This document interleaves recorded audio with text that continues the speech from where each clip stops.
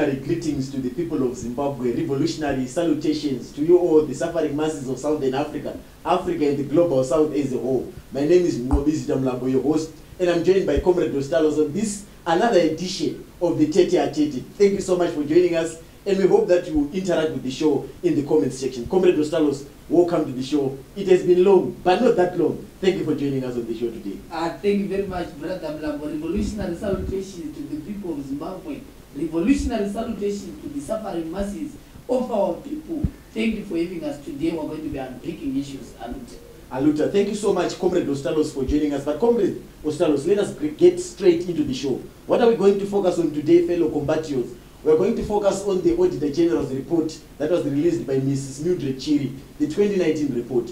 We're also going to focus on some reports around corruption in this country, Comrade Dostalos. But more importantly, we're going to focus on the regional crisis that we're experiencing in the SADC region. South Africa is burning, Comrade Dostalos. Mozambique is burning, Comrade Dostalos. But more importantly, more worryingly, if not importantly, Eswatini, that little kingdom, Africa's long-lasting absolute monarch, is equally burning. So these are some of the issues that we'll talk about on today's show. But as usual, we'll give solutions to the crisis that we face, not only in Zimbabwe, but in the region. So Comrade Dostalos, let us get straight into the show. Your comments on the 2019 Auditor General's report by Mrs. Mildred Chiri and the recommendations that she gave, but more importantly, the findings. What are your thoughts on what the Auditor General produced? I think that the Auditor General's report is very shocking, Brother Mlambo, for the following reasons. Number one, it exposes the rot in this country. We have argued, both as private citizens and public intellectuals, that there is rot centered around the central bank in this country, parachuted by the Ministry of Finance. And also we have highlighted, Brother Mlambo, the 7 heights of corruption in this country. And by doing so, the Auditor General's report has quantified our qualitative submissions to the people of Zimbabwe, that at the center of the crisis in this country is corruption. If you read the report, 114 million US dollars worth of diamonds disappear from the vaults of the ZMDC and the CCM. Minerals Marketing Corporation. Yes. Can you hold it there, Comrade Dostalos? Because you have raised an important aspect of things here. We had qualified the levels of corruption in our previous Tete-a-Tetes. We had spoken about these things, but you brought an interesting perspective. The Auditor General has quantified through figures how corruption is destroying our state-owned enterprises, how corruption is destroying Zimbabwe.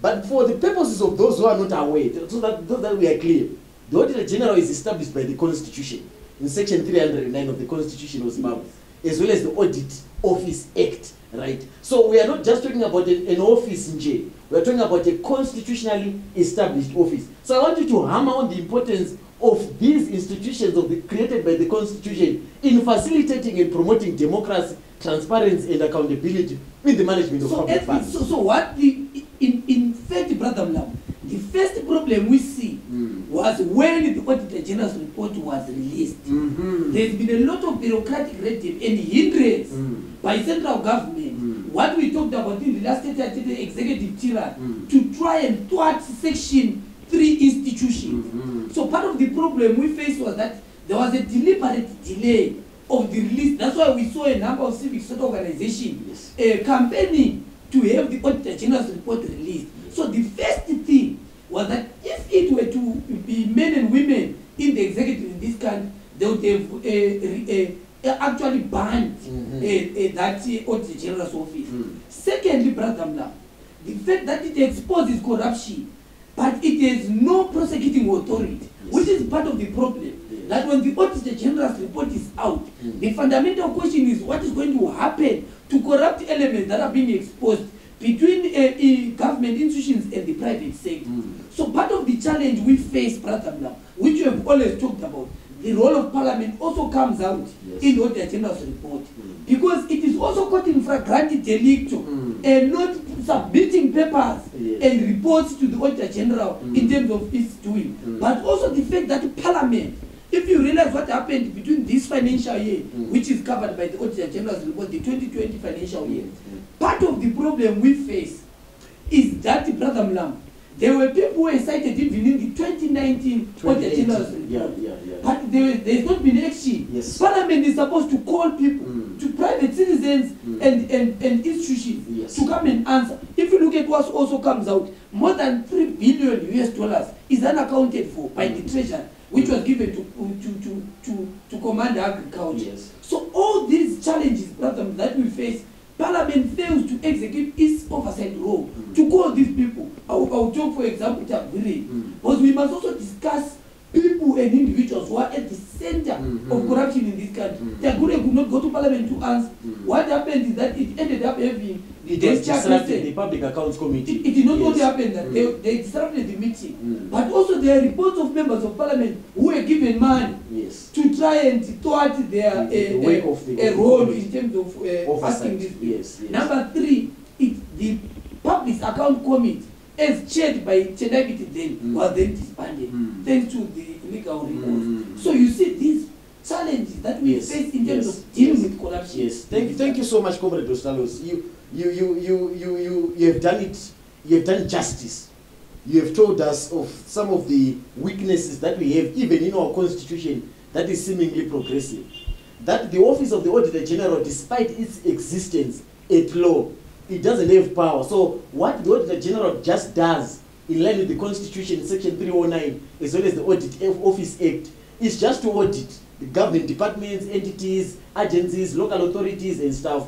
But it doesn't go a step further, besides giving recommendations after the findings, to say that it can also prosecute, which then comes to the point of the linkages, the mutuality between government agencies and departments. Because the same Constitution establishes, Comrade Gustavus, the National Prosecuting Authority. The same Constitution establishes intelligence services. The same Constitution establishes the Zimbabwe Republic Police. So we should see an interlink between the Office of the Auditor General, the Zimbabwe Republic Police, the Criminal Investigation Department, the Central Intelligence Organization, what we call the CIO, as well as the National Prosecuting Authority. So it should be a concerted governmental role or institutional role to thwart and disregard and totally abolish corruption in this country. That is not happening, as we are seeing both in 2018. Yes. In 2018, the Auditor General audited the local authorities and government departments.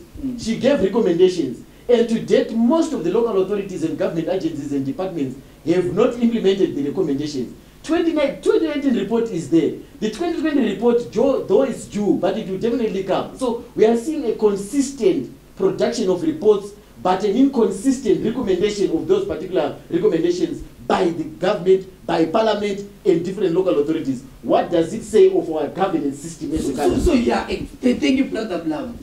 I think for me, the central issue on all this, in particular in terms of prosecution, was we have lamented as a country, and even the international community, there are huge investigative institutions, some in Washington, D.C., some within the World Bank and the IMF. We're going to touch on that.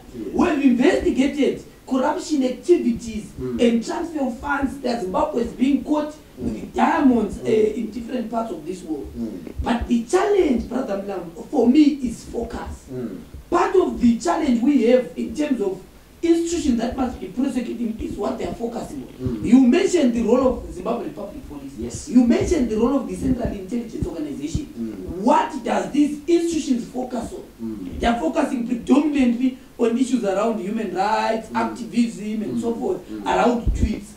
Whereas these institutions, in a functional country, the Central Intelligence must be focusing, Brother Blam, on economic intelligence, Yes. in dealing with corrupt elements in this country, in tracing wealth movements and primitive accumulation Yes. by different shadowy characters in this country. But their focus is on what is Ostalos saying on tweet, what is Wopwe was saying, what is Dr. Pesai was saying, and more importantly, what is Advocate Nelson Chamisa, the People's President, saying. Whereas the focus by the police is not to be running Cats and dogs with with vendors in the CPT, Mm. because the problems are deeply structural. The problem is not the informal sector vendors. The problem is deeply structural. So it's about priorities. It's about focus. Thank you, Of Comrade decisions Ostalos. that Thank you, must be Comrade Ostalos. guided. It's a crisis of priorities, so it prioritizes. That's our institutions that are supposed to prosecute the issues we suffer from. So we have exhausted that. Was in the interest of time. There are a lot of issues that we want to discuss as revolutionary intellectuals. Comrade Ostalos, in the context of state capture, in the context of Zimbabwe's history, I want you to touch on that when you look at the Chinyamkwakwa issue. Yes. Villagers in Chinyamkwakwa under Chief Garawa in Chipinge district in this country are facing eviction by a monopolistic capitalist in the name of Billy Rattenberg. He has given them a saving notice that they should evacuate from their ancestral land so that he can do whatever he wants to do in terms of accumulation and expropriation. What are your comments? You are a political scientist and a student of history. What does the history of this country, through the process of colonization itself, through the BSAC, and what we are witnessing today, the offshoots of the BSAC through people like Billy Rattenberg, and the land reform program? Was the land reform program for black people, or it was just for a political elite? It is over to you. Thank you, Brother Lam. And I think that revolutionary temple to Samakamba Tokogara, Joshua Mkome and so forth are turning their graves when they see what is happening in this country. Yes. Primarily because there is what in political science, in modern scientific thought, I would want to call the wall of fame of people who are at the center of contradictions in this country. Yes. Billy Rottenberg, Zed, Tagure, and so forth.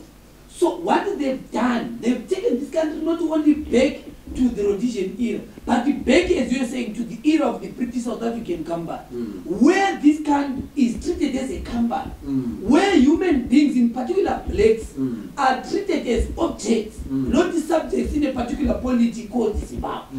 And if you see, and we want to speak in the same time condemn activities that are happening in Chinyamkwakwa, yes, in Chipinge, brother now, because people are being displaced under the banner of introduction of green fuel. And these are the same people, these are the same companies, this is the same clique of white monopoly capitalists who are extractive and parasitic. They are the same people who displaced the people in Chilonga, in Chikombe, they are the same people that displace people in different parts of this country for the purpose of economic extraction. They are the same people who are mining minerals in a wildlife, in particular not in wine. Yes. So we face this challenge. And if you see what is happening with this agenda of green fuel, it is twinned with the one height of corruption which we mentioned, which is energy, fuel. But they've also monopolized the energy sector. The energy sector through production of ethanol. He is the one who produces the ethanol. And every company which produces fuel, brings fuel in this country, they have to blend. And only Billy Rottenberg. So you see this way and yet to displace people in so he displaces people so that there's he gets ethanol. And when he gets ethanol, they've monopolized. So which is the abuse of state institutions. So as I conclude, part of the problem which we talk about is that because energy, particularly fuel in this country, is not liberalized. That's why we advocate liberalization of the energy sector. Because it is the most expensive. And the fuel sector must be liberalized. Anyone who has capacity to bring fuel in this country must do so that there is competition. So there must be total disruption of the Billy Rattenberg. But what does it say about the ideology of the ruling establishment? Because ZANU claims to be a Marxist-Leninist party. Yes. ZANU claims to be a Pan-African party that is pro-black, black like me. It claims to be for the people of Zimbabwe, black Zimbabweans, indigenous Zimbabweans. If you look at the statistics of voting, you realize that the people in Chinyamkwakwa voted for ZANU-PF since 1980, and even in 2018 gave ZANU-PF thousands of votes. But ZANU-PF is displacing through Billy Rattenberg. So ideologically, where does the Second Republic stand? These people didn't read Fanon. Because Fanon cautions us, Brother Blanc, in the region of that be wary of this nationalist guerrilla movement. Because they are going to be an asymmetrical reproduction of the very same sobriquet which they replaced through a Marxist-Leninist guerrilla, not the liberation front. Because we have argued, Brother Blanc, and we have persistently submitted to the people of Zimbabwe that at the center of the National Democratic Revolution was the question of land and the sacrosanctity of the vote. So because the people in Chipinge now did not understand, they saw a black man, not knowing that no, it's a black man. It's actually a white man in a black skin. Black skin is white man. You get the point. So it is part of the problem. So ideologically, it is shocking that we are only people who have remained pronouncing the socialist agenda of the liberation project. Whereas those who are supposed to be safeguarding the same have gone far right, Brother Mlam, because the problem is also ideological. But they've also even gone beyond it to far right and went to extraction. Because the problem we face in this country is what I call kakistocracy. We have gone to the West, Brother Mlam, where extraction has gone beyond human imagination. Thank you so That's much. why they can Thank kill you so people much. for the It's no purpose longer of a extortion. socialist Marxist party. It's now a kakistocracy. So, in short, you have told us and exposed ZANU's ideological deficiencies that ZANU does not have anything to do with the upliftment of the ordinary men and women in this country. We are seeing that in Sikavan. We are seeing that in Binde. We are seeing that in Chilonga. Now we are seeing it in Chinyamkwako. Comrade Osalos, let us move into the region. I think we have exhausted a bit on Zimbabwe. Let us move into the region. South Africa is in trouble. Mozambique in Cabo Delgado is in trouble. Eswatini is in trouble. Let's begin with Mozambique. The crisis in Cabo Delgado. Recently, the Rwandan president, Paul Kagame, or the dictator of Rwanda, Paul Kagame, sent around 1,000 troops to Mozambique to fight. What are your comments? I know you are an expert in international relations. Can you tell us more around the challenges in Cabo Delgado, the deficiencies of SADC, and why Kagame in particular had to deploy troops there? Thank you, Brother Mlambo. The first school of thought in the crisis in Mozambique is that in Mozambique we have a deep-seated political crisis that ended up leading Mozambique to a war. A war that is ideological, a war that is pushed by religious fundamentalists, and a war that is also pushed by what Collier and Hofer call greed and grievance theory, where basically people end up taking guns for the purpose of dealing with questions of greed or for dealing with issues of grievances. So the grievances are also regional. The grievances in Mozambique are also religious, where people differ in terms of religion. The grievances also are around the question of distribution of resources, where you see a greedy, corrupt dictator has not been equitably distributing wealth in Mozambique, leading to the violent and insurgents coming in and ISIS and so forth. So part of the problem we face in Mozambique, yes, domestically, you know that there was the Rome a consensus which failed to resolve in 1990, which failed to resolve the long-standing crisis in Mozambique. But also it reflects the broader crisis of SADC and the African Union. Because the coming in of Kagame, if you saw the AU and the SADC trying to condemn to some extent the deployment of 1,000 troops by Kagame. But what have you been doing to provide? Was part of the problem in Mozambique, Brother Mlam, is that there is loss of life. More than 3,000 people have lost their lives. More than 800,000 people, 50% of those being young people, who have been displaced. So we've got a huge problem in Mozambique. And we're supposed to treat that issue with urgency. But there is a danger, because, Brother Mlam, part of our tete must be to caution the world.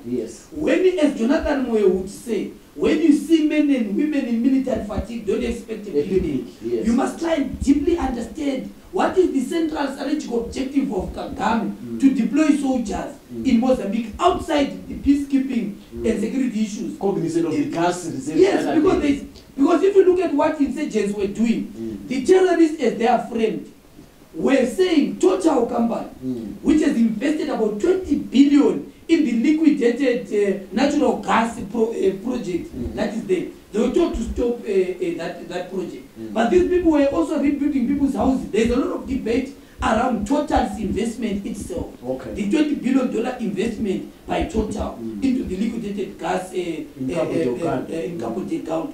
So we must also see with what is Kagame's interest. Was part of the problem, Brother Mlambo, that we see as questioned by military scholars, is that when you deploy a lot of military personnel with different ranks, there is also these contradictions. We saw them in the Democratic Republic of Congo. And we know as Zimbabwe citizens that it's Shakespeare's man that is being used in Rwanda. So we have to have interest as citizens. To what extent and what is the objective? Was when we release man to people to go to war in the Democratic Republic of Congo, the Zimbabwean saying we ended up having the SBMO of this world and others looting and coming there with billions and establishing. So in short, in the interest of time, so we have to caution. Yes. We have to treat deployment. Rwanda's deployment. Yes, we and also equally question, but we must question the motive. SADC's difference to the matter. Difference is, Brother Nabo, is because of its nature. That thing is just a club. I think that progressiveness nations must disregard SADC. It's Progressive states must disregard SADC because it's just a club. and SADC citizens themselves must disregard SADC. SADC. Citizens must disregard. We The must people of disregard FRT, SADC. Thank you so much, the people of Comrade South Africans Gustavus. Thank you so must much. disregard. Let's look at the South African crisis. South Africa is equally burning, because in the interest of time, Yes. Comrade Gustavus, South Africa is equally burning. There's a crisis in South Africa. Yes. I think for years there's been an underlying crisis, but it needed a trigger. The arrest of Jacob Zuma for contempt of court and stuff like that. What is your analysis of the challenges in South Africa? Where do you think they stem from? I think, Brother Mlambo, we must educate the people of Zimbabwe and SADC and the world at large around the problems of South Africa. Yes. There's a lot of debate on social media and news channels around who caused what and so forth. But we must go beyond that. Yes. We must analyze the deep structural problems facing South Africa. And I posit, Brother Mlambo, Yes. that South Africa faces a collapse of the 1994 consensus. Okay. The 1994 consensus is what has been binding South Africa together. For 26 Who were the years. motive forces or the greater social forces that brought South Africa together? And why were they happy with the independent South Africa? There were 4 social forces. 1, the white supremacists. Number 2, the black middle class that had fought the war under the Mkhonto and the African National Congress programming. Number 3 was ordinary people. Number 4 was the labor movement. These social forces, Brother Mlambo, face a huge change because of change in social base and demographics. They supported the 1994 consensus on the following basis. 1, white people were happy with the coming in of Nelson Mandela because their interest, which is control over land, which is control over the strategic sectors of the economy like banks and mines, were not going to be tampered with. Yes. So they were happy because the black South African independent state was going to Maintain the apartheid economic structure of economic capitalism. structure. Yeah. Then number 2, the black middle class was protected through the Black Economic Empowerment Program. The Patrick Motsepes of this world, the Cyril Ramaphosa of this world, they decided to engage themselves in the primitive accumulation of food. Okay. So they were happy because the economy was opening up. But where did that leave the black man who is burning things now in KZN? The ordinary black man now, Yes. Brother Mlambo, was accommodated through a creation of a welfare state Somewhat. where basically grants were introduced. You fall pregnant, you get a grant, funding of education and so forth. Then number 4, the labor movement, the Herman Mashavas of this world were accommodated in the social contract through issue of labor flexibility, increase of the minimum wage and so forth. But what we saw now, from 1994 up to now, is the regressing back to the apartheid era, where basically unemployment starts to loom. So that is the new changing base now. So the young people in Soweto who are looting, 16-year-old, 15-year-old, are the new social base. They are not accommodated at the same. Number 2, the then black middle class of Ramaphosa are now in the upper middle class. They are the new elite. They are now in the elite. So the middle class in South Africa is now outside. Yes. Is no longer there, accommodated in the social contract. Number 3, the labor movement has changed because now majority of young people are unemployed, graduates are being produced, And even its own and fragmentation. the ordinary person now, because of collapse of towards sliding collapse of the South African economy, they are also facing these challenges. So South Africa's problem is structural, the fact that the social contract has collapsed. Yes. So there is a need, Brother Mlambo, Yes. of relooking the problems of South Africa. And what are the problems, as I summarize? Number 1, South Africa faces a deep problem of inequality. Yes. Brother Mlambo. So the Gini coefficient of South Africa is at least by any institution at 63. So this Too high. It's too high. deep inequality. It's one of the most unequal countries in the And world. let me give an example. Yeah. We traveled to South Africa some time back. If you want to go face to face with South Africa, go to Santi. And from Santi, just cross the street You go to and go to Alexandra. Alexandra Park. Yes. So it's a street away. So where in Santi you have someone living at more than 10,000 rands a day, and across the street you have someone surviving at 20 rands a day. So this is the deep structural inequality in South Africa. Number 2 is the question of race. So white people have privilege in South Africa. There's huge white privilege. They are in control of the strategic sectors of the economy. In fact, 27% of the white population in South Africa controls 70% Of the economy in South Africa, which is that the problem we face also in Zimbabwe and across the issue of state capture. Number 3, South Africa also faces a deep problem of an unresolved past. South Africa must confront its past And this past is the land question. Yes. We confronted our past, yes, our back with a lot of challenges because the land reform program was violent. But South Africa must confront its past because it is out of that past that attitudes of discontent are being created. Thank you so much. Thank you so much, Comrade Ostalos. South Africa must confront its past. Section 25 of the South African Constitution on land. There were public hearings recently in South Africa around amendment of that particular provision of the Constitution so that there's expropriation of land without compensation. The economic freedom fighters has been at the center stage of demanding land. But thank you so much for that analysis. Let's touch a bit on the crisis in Eswatini. Sadik is being Comrade Ostalos. Let's look at Eswatini. Eswatini is Africa's long-lasting absolute monarch.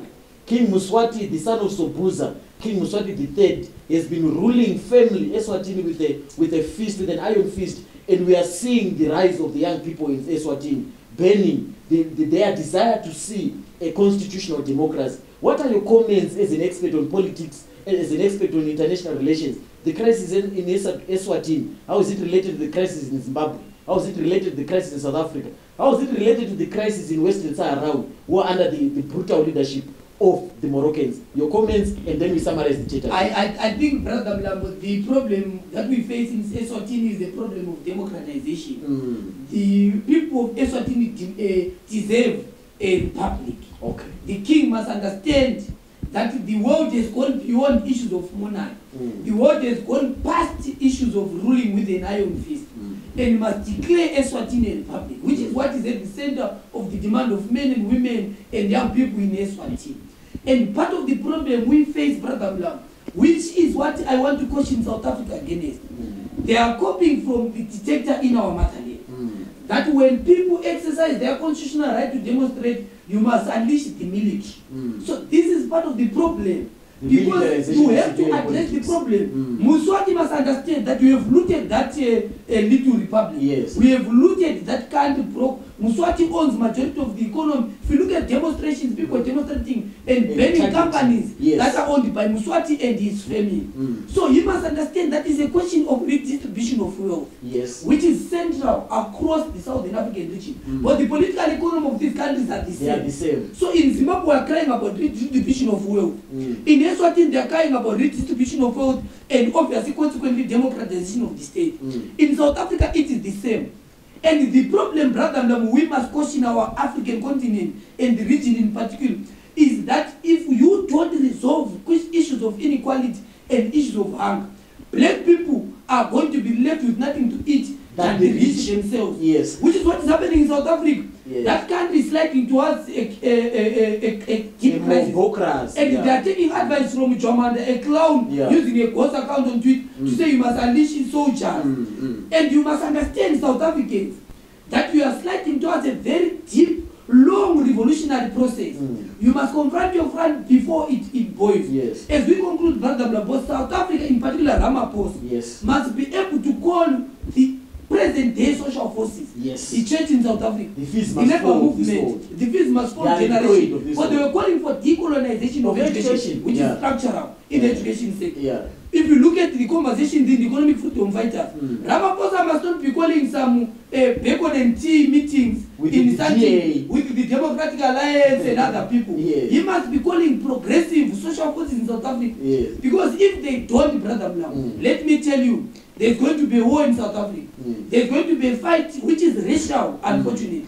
Where white people on the other side are going to be firing bullets, and black people are going to be carrying spears. So it's going to be a very deeply seated. But it will also affect the region. It's going to affect the region. As I summarized, brother, because the crisis in South Africa is a crisis in Zimbabwe. The crisis in Zimbabwe is the same crisis in Mozambique, where we want to deal with deep militarization of the state, inequality, corruption, and other evils that have destroyed our motherland. And Brother Mlambo, we must, in that vein, make it very clear that both in our representative capacity as members of the democratic alternative, but also more important as a revolutionary intellectual, that we stand with the suffering masses of Eswatini. But we also twin their struggles under the banner of solidarity with the suffering people of Western Sahara. Yes. Well, they also need their own independence. Yes. We must also do the same with the suffering people masses of of Palestine. Palestine. Yes. But they are suffering the same. So the problems are historic in the essence, but they are also biting ideological in the present. So we must ensure that as a generation, Yes. and I think that in our next tete-a-tete, brother, Yes. we must confront the failed liberation project Yes. as a generation, because we have treated these people with kids clothes, Yes. people who use monopoly of fighting in the liberation struggle. Yes. That's why I'm against this entitlement culture by people who witness the liberation struggle and say because of that basis, on that basis, must plunder they this must country. be unit. Yes. You fought Thank you your so struggle. much, Comrade Ostalo. Allow the next generation. The leader of the movement for democratic change, the leader of the movement for democratic change alliance, His Excellency the Ego Chamisa, was giving a solidarity speech with the young people in Abuja. What does that speak to in terms of regional African continental solidarities, people-to-people solidarities? The advocate gave a wonderful speech with the Nigerian youth veteran. I want you to speak on that in less than a minute, then we can conclude. Thank you, brother. The people before anyone else, Yes. Advocate Nelson Chamisa, our president, was very clear when he was speaking to young people in Nigeria, but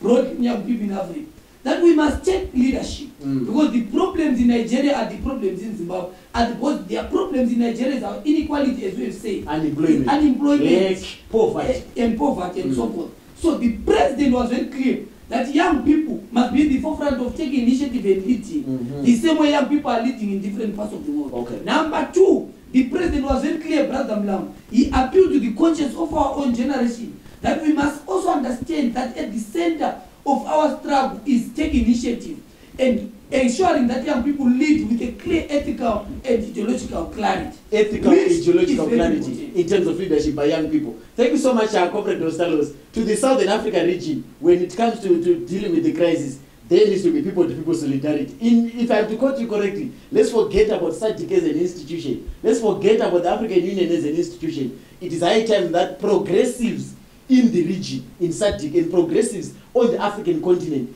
take it upon themselves to demand for an end to inequality. But more importantly, for young people to take up leadership roles. But it is not just enough to take leadership roles as young people. I think that was the emphasis by the advocate Chamisa. Yes. The emphasis was on the values and principles that young people embody. How do you want to govern? Do you want to govern transformatively, or do you want to govern by the iron fist? And we have seen the unsustainability of using the fist to govern our countries. Thank you so much, fellow citizens, fellow compatriots. Thank you so much, the people of Southern Africa who view this tete-a-tete. Thank you so much, the people of Africa who indeed view this tete-a-tete. Allow me to thank my brother from another mother, Comrade Gift Ostalo Siziba. Thank you so much for joining us on the show. It is always nice to have you on the show. I also like to salute the men and women in Pudemo, the Democratic Party in Swaziland, fighting for the democratization of Swaziland. I also want to salute the men and women in Swaziland, the young people, the student movement there, who are demanding for a constitutional democracy.